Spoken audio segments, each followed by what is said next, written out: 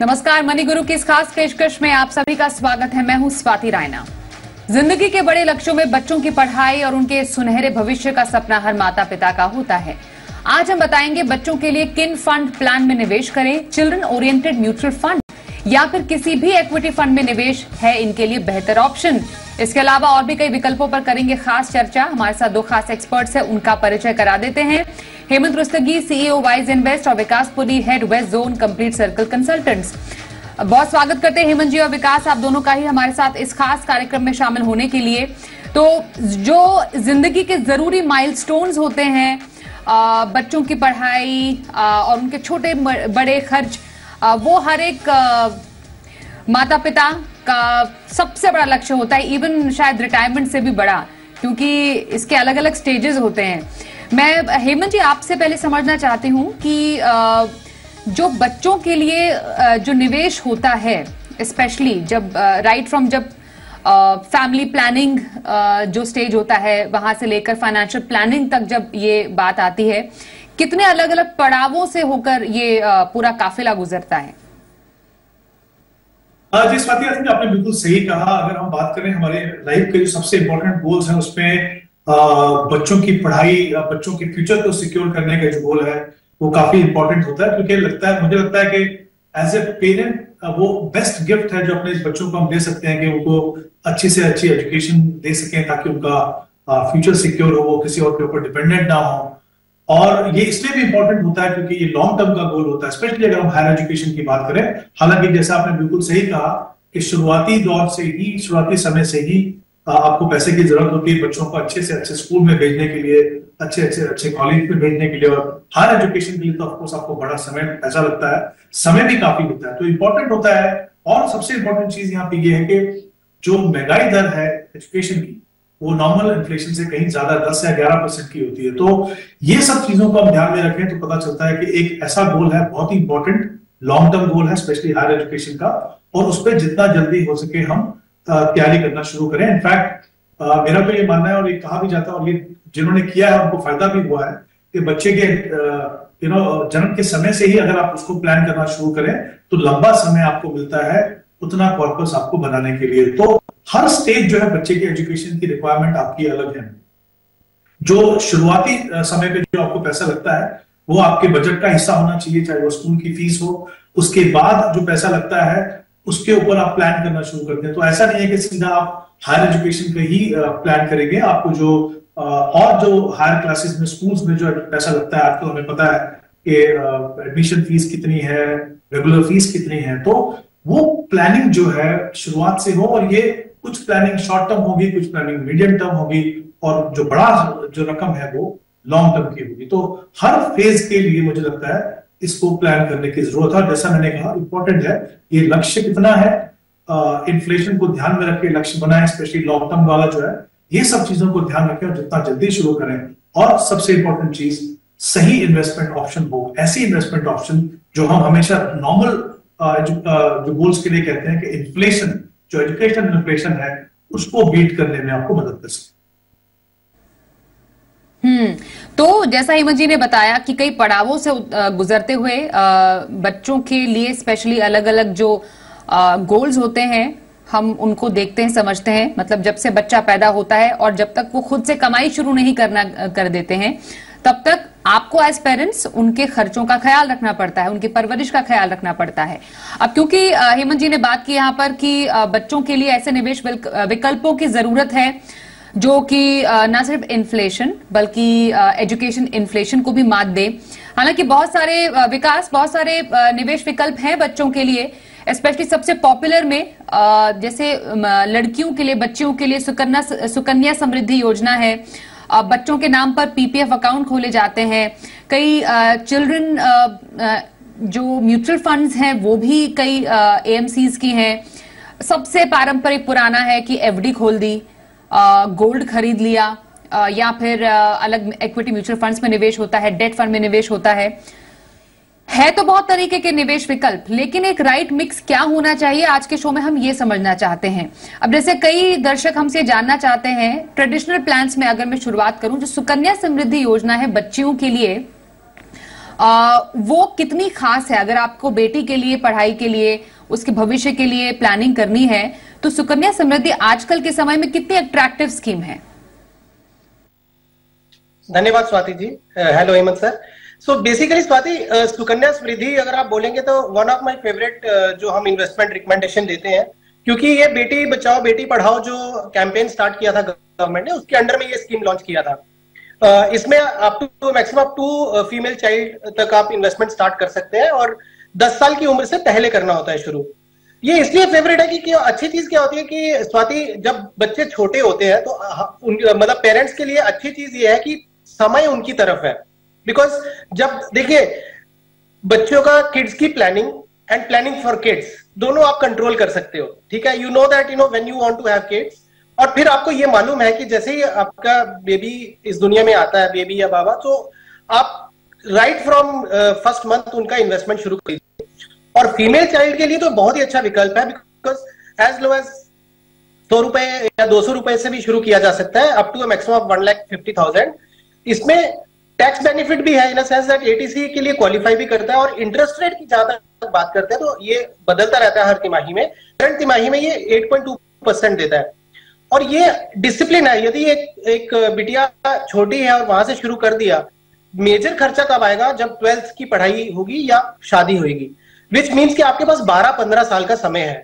और ये 12-15 साल में अगर डिसिप्लिन अप्रोच से शुरू किया जा सकता है तो ये एक बहुत अच्छा विकल्प है जो सबको करना चाहिए। बिकॉज एक तो फर्स्ट ऑफ ऑल इसमें मार्केट रिस्क कुछ नहीं है, और एक आपको फिक्स्ड वो मिलेगा। और बीइंग जैसा मैंने बोला कि बेटी बचाओ बेटी पढ़ाओ अभियान के अंतर्गत आता है, आई एम श्योर गवर्नमेंट इसको अच्छे इंटरेस्ट रेट की तरफ ही रखेगी ताकि ज्यादा से ज्यादा लोग इसमें पार्टिसिपेट कर सकें। तो एक सरकारी योजना है सुकन्या समृद्धि। हो सकता है आप में से कई दर्शकों ने अपनी बच्चियों के लिए ये योजना खोली हो, तो आपको मालूम होगा काफी अट्रैक्टिव इंटरेस्ट रेट ब्याज दर है इस पर 8.2% की, और 1.5 लाख तक एटीसी के तहत आपको टैक्स की छूट भी मिलती है। इसमें हेमंत जी, मैं आपसे ये भी जानना चाहती हूँ कि जो लोग क्योंकि इन्फ्लेशन बीटिंग रिटर्न्स की यहाँ पर बात हो रही थी, अच्छा रिटर्न चाहते हैं, उनके लिए म्यूचुअल फंड में निवेश का एक अच्छा रास्ता है। चिल्ड्रन ओरिएंटेड फंड, क्या खासियत ऐसे फंड्स की होती है, और जो एमसीज इनकी पेशकश करते हैं वो क्या बेनिफिट्स देते हैं ऐसे फंड? देखिए Swati, at the end of the day वो सब म्यूचुअल फंड प्रोडक्ट है। और खासियत की अगर मैं बात करूं तो खासियत ये होती है कि उनका नाम जो है वो चिल्ड्रन प्लान है, तो कहीं ना कहीं वो आपको एसोसिएट करने में मदद करता है कि आप किस गोल के लिए अचीव कर रहे हो। और कहीं ना कहीं मेरा ये मानना है कि इन्वेस्टर्स जो उसमें इन्वेस्ट करते हैं उनको लगता है कि क्योंकि ये बच्चों के लिए है और बच्चों के फंड में हम इन्वेस्ट कर रहे हैं, तो हम इसको नॉर्मली इसको टच नहीं करेंगे। शायद हमको मदद करेगा, क्योंकि कभी कभी हो सकता है मजबूरी हो, कभी टेम्पटेशन हो कि इस पैसे को कहीं और इस्तेमाल करते हैं, फिर ये पैसा बाद में वापस लगा देंगे, जो करना बहुत ही मुश्किल होता है। तो आई थिंक इंपॉर्टेंट एस्पेक्ट वही है, जैसे मैंने पहले भी कहा कि क्योंकि गोल इंपॉर्टेंट है, बड़े पैसे की जरूरत है, लंबा समय है, तो जो डिसिप्लिन है आपको थ्रू आउट रखना पड़ता है। ये जो प्लान्स हैं जो जिनको हम सोल्यूशन ओरिएंटेड प्लान्स का हिस्सा मानते हैं, वो आपको मदद करते हैं कहीं ना कहीं ये इंश्योर करने के लिए कि आप उस पैसे को आप टच नहीं कर रहे हो। अदरवाइज इसमें ऐसा कुछ खास नहीं होता है। इसमें ऑफकोर्स एक लॉक इन पीरियड रहता है, 5 साल का लॉक इन पीरियड है, या फिर बच्चे की उम्र 18 साल जो भी उससे पहले हो। तो एक तो लॉक इन है, वो कहीं ना कहीं आपको इंश्योर करता है कि आप उसमें कंटिन्यू करते रहें। दूसरा, क्योंकि बच्चे का आपको पता है बच्चे के फ्यूचर के लिए, तो उसको आप टच नहीं करते हो। अदरवाइज अगर हम इसको एनालाइज करें, ज्यादातर जो फंड है वो हाइब्रिड कैटेगरी के फंड है। उसमें काफी सारे ऐसे फंड हैं जिनमें इक्विटी एलोकेशन जो है 65% से ज्यादा है, तो आपको जो टैक्सेशन जो मिलता है वो इक्विटी का मिलता है। इसका मतलब ये है कि आपको सिर्फ 10% कैपिटल गेन देना है ओवर द पीरियड में आप पैसा निकालते हो। तो सिर्फ मुझे लगता है सबसे बड़ा फायदा उसका यही है कि क्योंकि आपको पता है कि वो चिल्ड्रन प्लान है, आप उसमें बने रहेंगे। लेकिन अगेन और भी ऑप्शंस हैं उससे बेहतर म्यूचुअल फंड की, प्रोवाइडेड अगर आप एक एज ए पेरेंट डिसिप्लिन रहें। और मुझे लगता है कि जब एज ए रिस्पॉन्सिबल पेरेंट आप प्लान करते हैं तो कहीं ना कहीं वो डिसिप्लिन आपके प्रोसेस में आता है। तो मैं ये नहीं कहूंगा कि ये सबसे बेहतर ऑप्शन है, कि एक अच्छी ऑप्शन हो सकती है उन निवेशकों के लिए जो बहुत एक्टिवली इस कॉर्पस को मैनेज नहीं करना चाहते हैं कि ओवर ए लॉन्गर पीरियड हम, जैसा मैंने कहा, इन्फ्लेशन एजुकेशन हायर ज्यादा होता है, उसको हम बीट कर सकें। और ऑब्वियसली जो रिटर्न है वो टैक्स एफिशिएंट है, क्योंकि उसमें टैक्सेशन जो है वो इक्विटी का है, और लॉकिंग पीरियड इंश्योर करता है कि आप बहुत जल्दी उसमें से पैसा ना निकालें। बिल्कुल। और क्योंकि इन्फ्लेशन बीटिंग रिटर्न की यहां पर बात चल रही है विकास, एक औसतन अगर हम देखें एक चिल्ड्रन म्यूचुअल फंड में 14 से 18% तक का रिटर्न भी जनरेट हुआ है।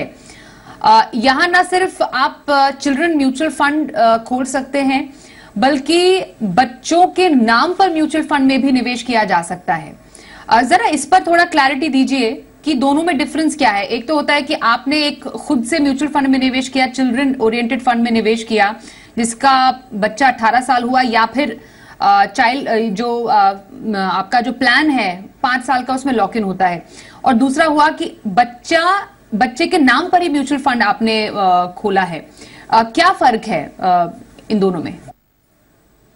तो हेमंत सर ने बिल्कुल सही बोला कि जैसे चिल्ड्रन सॉल्यूशन फंड्स जो होते हैं वो basically more of attraction towards कि हाँ पेरेंट्स थोड़ा सा फोर्सफुली हो जाए कि हाँ मैं बच्चों के लिए कुछ शुरू करना चाहता हूं। बट जो रेगुलर म्यूचुअल फंड्स होते हैं उसमें भी कोई सा भी आप म्यूचुअल फंड ले लीजिए, इक्विटी म्यूचुअल फंड हो गया, डेट हो गया, उसमें बच्चों के नाम पे इन्वेस्टमेंट शुरू की जा सकती है। उसमें जैसे रिक्वायरमेंट ये है कि बच्चे के नाम पे बैंक अकाउंट होना जरूरी है और बच्चे के अकाउंट से ही वो पैसा इन्वेस्ट होगा। सो पेरेंट्स क्या करते हैं, अपने अकाउंट से पैसा बच्चे के बैंक अकाउंट में डालेंगे और वहां से वो SIP कर सकते हैं, लमसम कर सकते हैं। जो म्यूचुअल फंड एक रेगुलर इन्वेस्टर ले सकता है वही फंड्स में बच्चों के नाम पे इन्वेस्टमेंट शुरू की जा सकती है।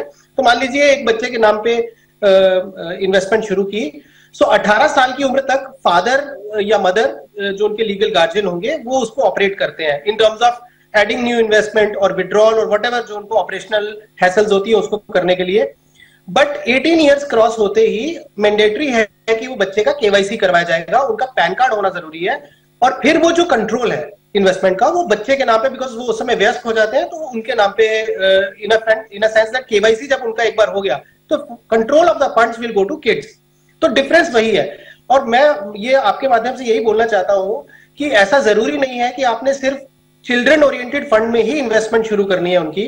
आप रेगुलर म्यूचुअल फंड में भी अपने बच्चे के नाम पे इन्वेस्टमेंट शुरू कर सकते हैं, SIP कर सकते हैं, लमसम कर सकते हैं। केवल रिक्वायरमेंट ये है कि आपका खुद का KYC होना चाहिए कि जब तक बच्चा माइनर है तो पेरेंट्स का KYC यूज होता है। बैंक अकाउंट बच्चे का होना मैंडेटरी है।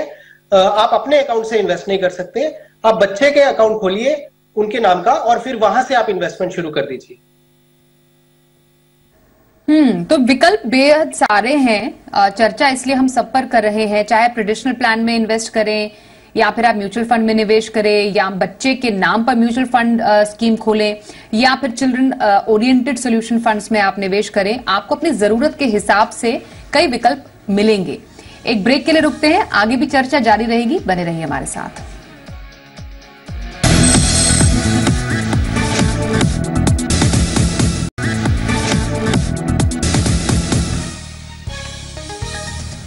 बच्चों के लिए निवेश खास चर्चा हम कर रहे हैं हेमंत रुस्तगी और विकासपुरी से। हेमंत जी, कई क्वेरी हमारे पास आती है बच्चों के लिए PPF अकाउंट को लेकर। PPF अकाउंट मानिए पेरेंट्स ने अपने अपने नाम का खोला है और बच्चों के नाम पर भी चलिए खोल दिया, तो वो ये कई बार जानना चाहते हैं जो टैक्स बेनिफिट मिलता है 80C का 1.5 लाख का, क्योंकि बच्चों के लिए अगर PPF अकाउंट खोला है तो गार्जियन के तौर पर माता पिता का नाम लिखा है जैसे मानिए, तो क्या दोनों ही अकाउंट्स पर ये बेनिफिट अवेल किया जा सकता है? हाँ, देखिए बेसिकली क्या होता है कि अगर आप पेरेंट्स अगर आपने अपने नाम पे खोला है, एक अकाउंट आप खोल सकते हैं, एक से ज्यादा अकाउंट आप नहीं खोल सकते। अगर बच्चे के नाम पे खोलते हैं तो बच्चे के नाम पे भी आपको जो ऑब्वियसली उनकी जो रिटर्न फाइल होती है वो बच्चे के नाम से नहीं होती, आपके नाम से होती है, तो वो कंबाइन करके आपको मिलेगा। ऐसा नहीं कि आप बच्चे के नाम से अलग ले रहे हैं और उसके नाम से अलग ले रहे हैं। तो आई थिंक दूसरी इंपॉर्टेंट चीज मुझे लगता है ये है कि अगर आप इसको स्पेशली बच्चों की एजुकेशन के लिए ले रहे हैं तो करंट रेट अगर आप देखें तो 7.1% है, हालांकि टैक्स फ्री है। बट मेरा ये मानना है कि ट्रेडिशनल ऑप्शन जो है, स्पेशली अगर आपको देखना भी है तो फिर आप सुकन्या समृद्धि को फिर भी गर्ल चाइल्ड हो तो देख सकते हैं। बट अदरवाइज मुझे लगता नहीं कि इसका बहुत बड़ा रोल है इस पर्टिकुलर गोल के लिए, क्योंकि जैसा मैंने कहा कि एजुकेशन इन्फ्लेशन जो है वो काफी ज्यादा होता है उससे। तो अगर हम म्यूचुअल फंड की जैसे हमने बात की थी यहाँ पे 14 से 18%, और इनफैक्ट अगर आप प्योर इक्विटी फंड में जाएंगे तो रिटर्न उससे भी ज्यादा बेटर हो सकता है। तो टैक्स पे करने के बाद भी मुझे लगता है कि काफी बेहतर आप रिटर्न ले सकते हैं। तो टैक्स बेनिफिट एक कंसिडरेशन आपके लिए हो सकता है, बट आई थिंक हमें ये नहीं भूलना चाहिए कि हमारा पूरा फोकस जो है उस कॉर्पस को बनाने पे होना चाहिए जिसके लिए हम स्पेसिफिक पर्पस के लिए हम इन्वेस्टमेंट कर रहे हैं, ना कि एक जो टैक्स है मुझे लगता है इंसिडेंटल है, but of course return tax efficient होने चाहिए तो म्यूचुअल फंड में आपको मिलते हैं। कई इंश्योरेंस प्लान भी बच्चों के नाम पर है विकास, इसकी क्या खासियत है और क्या जरूरी है बच्चों के लिए इंश्योरेंस प्लान खरीदना? अगर माता पिता का insurance portfolio up to date है, टर्म प्लान ले रखा है, तो इसकी अनिवार्यता रहती है क्या? स्वाति, जैसा म्यूचुअल फंड में भी वैसे इंश्योरेंस में भी है कि किड्स के नाम पे प्लान बन जाते हैं या अलग अलग तरीके से थीम्स बना के और इंश्योरेंस प्रोडक्ट देने की कोशिश की जाती है। सो बेसिक आइडिया इंश्योरेंस का इंश्योरेंस ही होना चाहिए which is like term plan, that is the right approach. और फिर जैसा आपने बोला कि आप टर्म प्लान ले लें और उसके साथ में म्यूचुअल फंड के सिप कर दीजिए या म्यूचुअल फंड में इन्वेस्ट करिए और उसके साथ में टर्म प्लान लिया है, तो आपने खुद से ही एक प्रोडक्ट क्रिएट कर दिया जो इंश्योरेंस कंपनीज आपको देने की कोशिश कर रही हैं। बट एक क्राइटेरिया और होता है स्वाति, जिसको हम बोलते हैं बिहेवियर।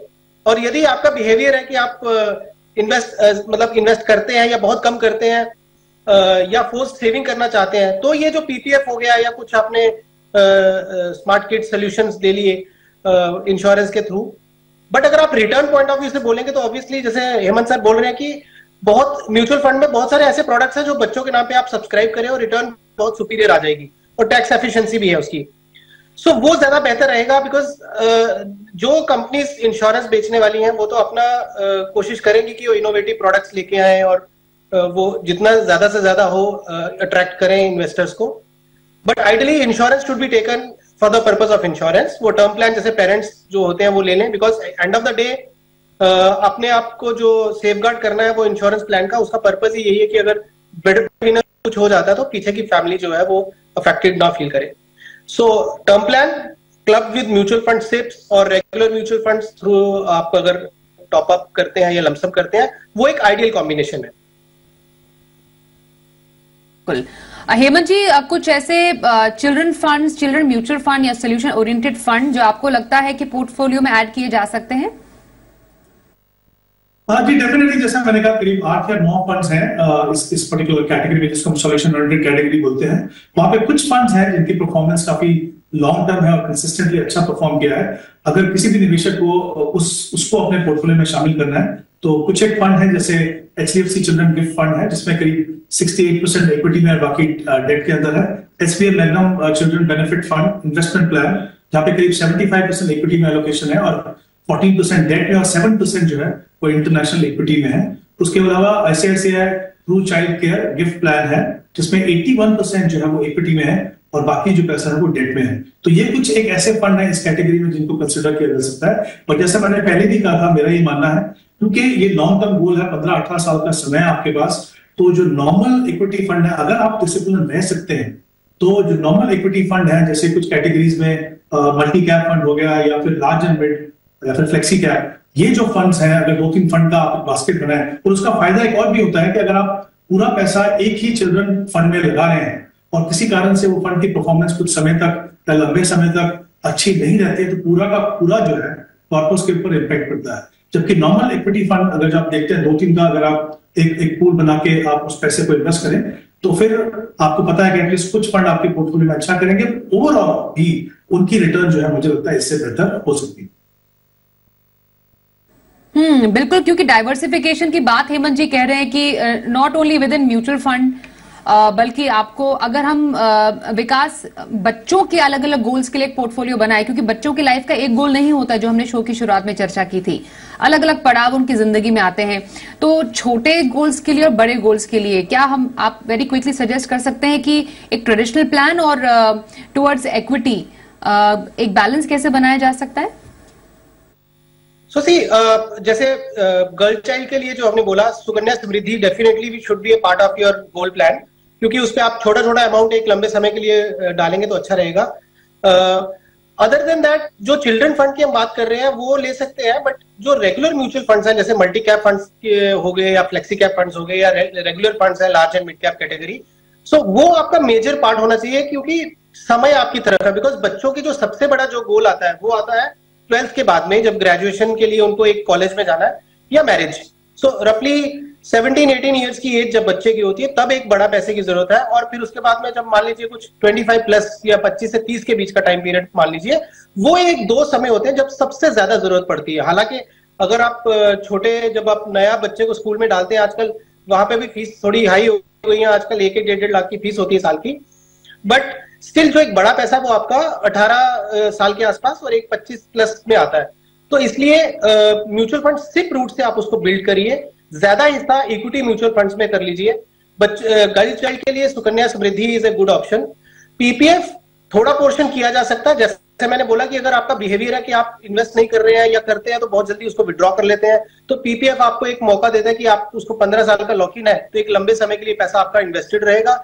जब आप विड्रॉ करेंगे तो टैक्स फ्री मैच्योरिटीज आएंगी, तो एग्जाम्प्ट प्रोडक्ट है ये, उस पॉइंट ऑफ व्यू से अच्छा है।